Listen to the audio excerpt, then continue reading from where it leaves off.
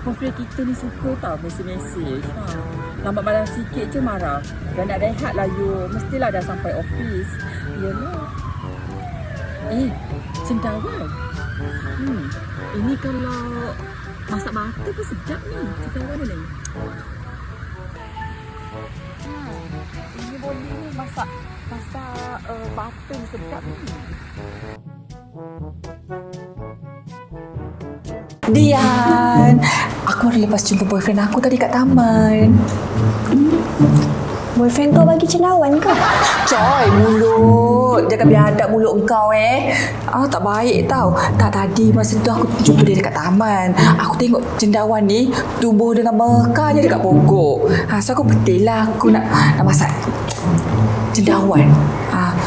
Sebab kau dah biadab dengan aku, kau jangan minta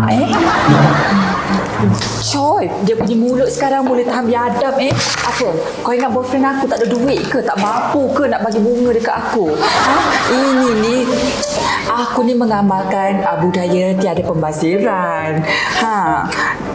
Sebab nampak benda ni tumbuh elok je, segar je mekar dekat taman tu. Aku ambil lah, aku masak.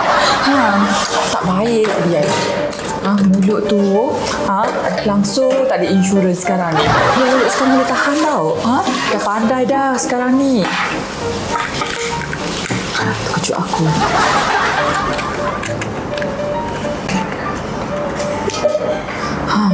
Biadab betul Dian sekarang ni. Tak boleh lah aku dengan Dian ni. Sakitnya perasaan aku.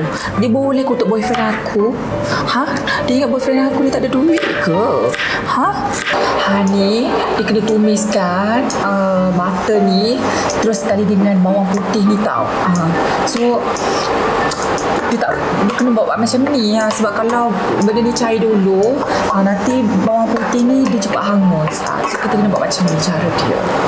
So lepas tu kita masukkan enoki.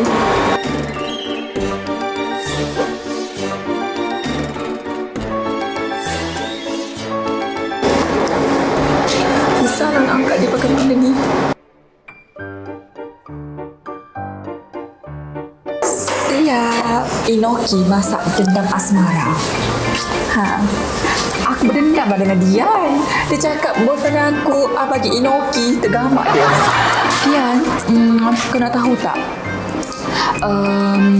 Bos Rina tu kan, dia macam dia tak masuk kerja aku rasa. Dia bahan ngomong sedapnya. Pergi dah lah jumpa boyfriend tadi. Lepas tu dapat enoki lagi.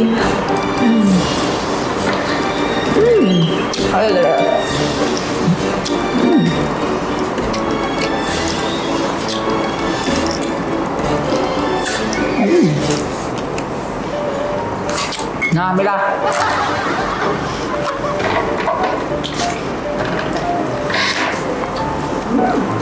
Disebabkan kau dah makan RM5 RM5.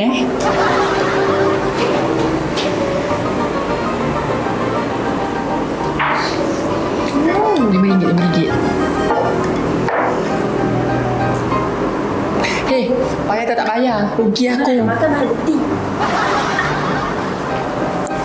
Okey. Masuk pun RM35.